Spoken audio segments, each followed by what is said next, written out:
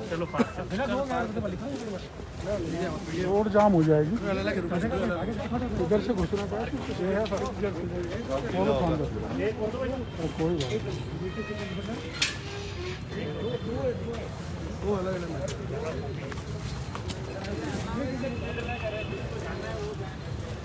बात छड़ी ले लो सर, सही बस ये धूप है, लाइट है ना। आपको लाइट की जरूरत नहीं, ज्यादा हो रहा है ना, अभी जरूरत ही नहीं सर। जीवन प्रकाश में बना रहे पूरी नहीं आ रही ना सब, बस लाइट पूरी नहीं आ रही, पीछे लाइट आ रही है। आप बताओ, हम तो ठीक है सर, ठीक है सही लाइट है, ठीक है सर। लो कौन पकड़ रहा है? लो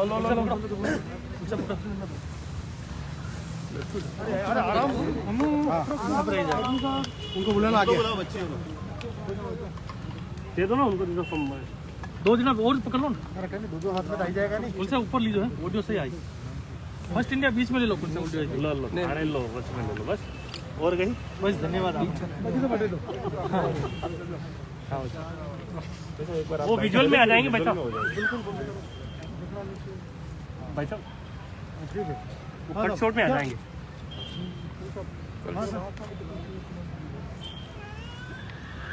भाई साहब ये जो आज क्या किस मुद्दे को लेकर मतलब कलेक्टर से बात हुई? आप सब जानते हैं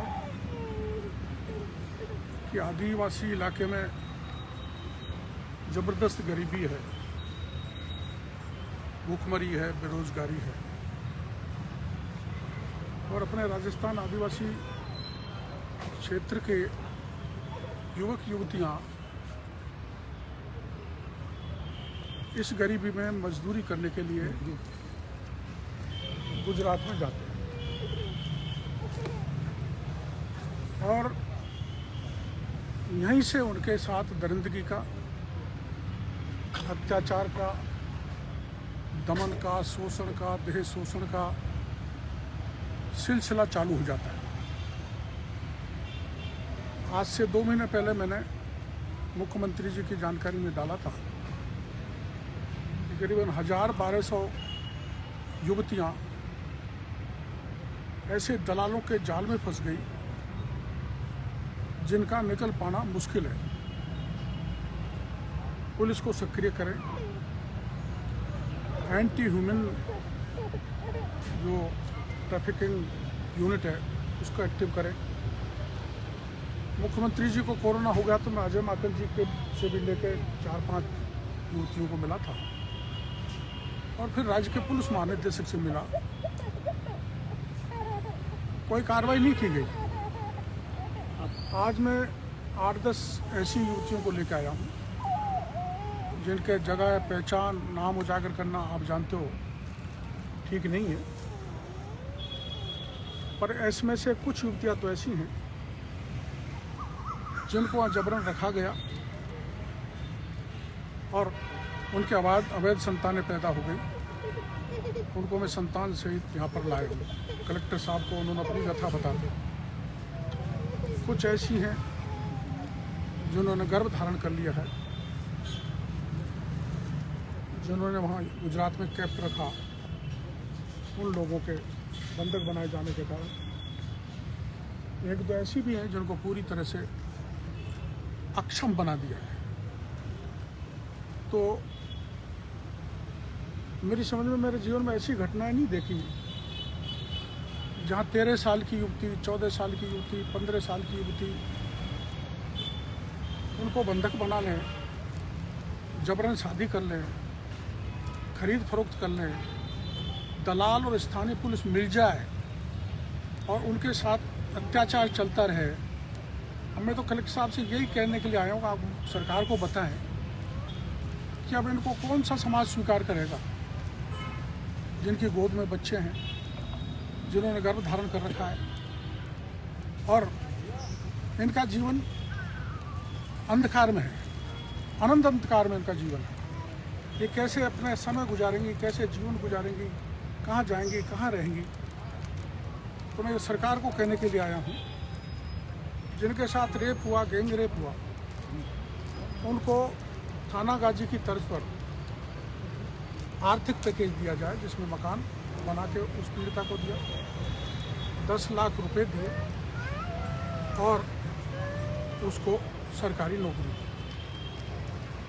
उससे आगे बढ़कर जो ये ऐसी युवतियाँ हैं जिनके बच्चे गोद में, कैसे अपना पालन करेंगी, बच्चा कैसे खड़ा होगा पैरों पर, तो सरकार से मैं कहना चाहता हूँ, मेरे सोच देश में ऐसी घटनाएं बिरली होती होंगी जिन पर पॉक्सो एक्ट का मुकदमा है, तो कुछ तो गिरफ्तार हुए नहीं, गिरफ्तार हुए वो छूट भागे।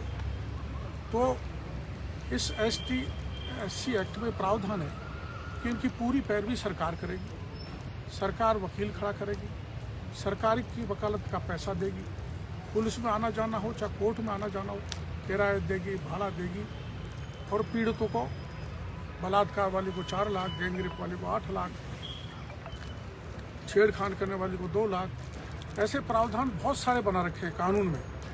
लेकिन इस पूरे इलाके में ये इन आर्थिक सहायता से महरूम है।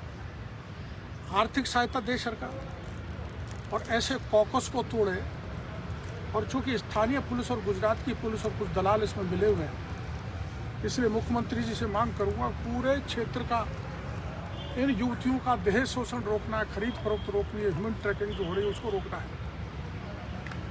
तो स्थानीय पुलिस के बस की बात नहीं, इसकी जांच CBI से कराई जाए, और इनको खिलाफ जिस ढंग का दरिंदगी की गई है, उन लोगों का वैसे ही इलाज किया जाए, वैसे ही दंड दिया जाए जैसे थाना गाजी में दरिंदगी करने वालों को सजा हुई थी। ये बात रखने के लिए मैं इन पीड़ितों को लेकर आया हूँ।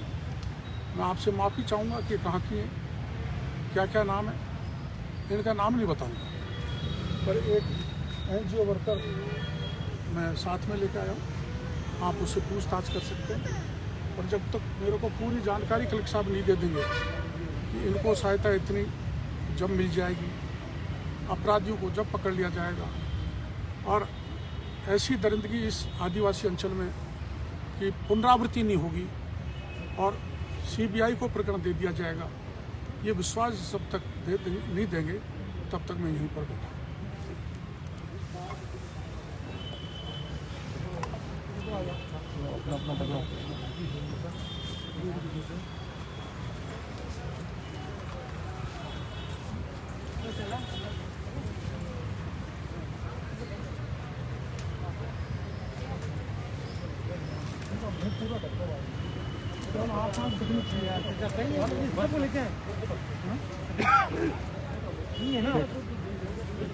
बैठ जाओ भैया, बैठ जाओ।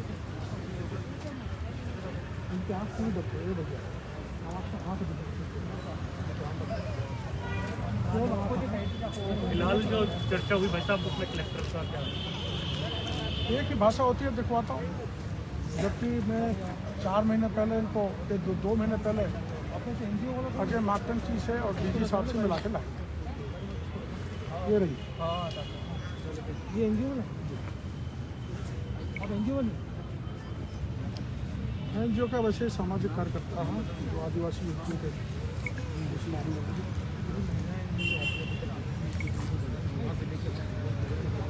करीबन 1000-1200। ये तो आप यानी आपने अपने सारे काम में ये तो एक लिमिटेड क्षेत्र की है, इस पर ग्राम पंचायत क्षेत्र पूरा ग्राम पंचायत। कितनी महिलाओं को हमारे 8-10 महिलाएं हैं, कोई तो 8 साल से फरार है, कोई 4 साल से, ये सब कितने साल से वो बाहर थे। क्या कह के ले जाते हैं इनको? क्या कोई मजदूरी के नाम से कोई अचानक उठा के, फिर वो दलाल होते हैं, उठा के ले जाते हैं, कोई मजदूरी करने जाते हैं तो उनका पीछा कर देते हैं, वहाँ से अचानक उठा के ले जाते हैं। क्या किया जाता है उनके साथ?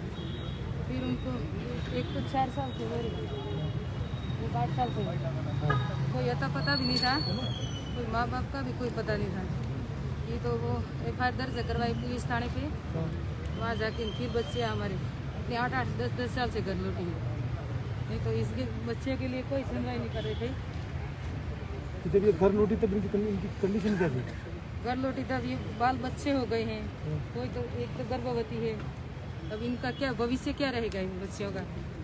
ना कोई बच्चे उनके साथ में है, छोटे बच्चे बाल बच्चे हो गए। पुलिस ने क्या कार्रवाई की? पुलिस ने क्या किया, वो सब पकड़ के छोड़ दिए। अब वो बच्चों को तो लिए भी नहीं, जो उनके घर वाले थे जो ले गए उनको तो छोड़ दिए। और बच्चे भी सारे बाल बच्चे बीमार हो जाते हैं तो वो कहाँ से पालन पोषण करेंगे?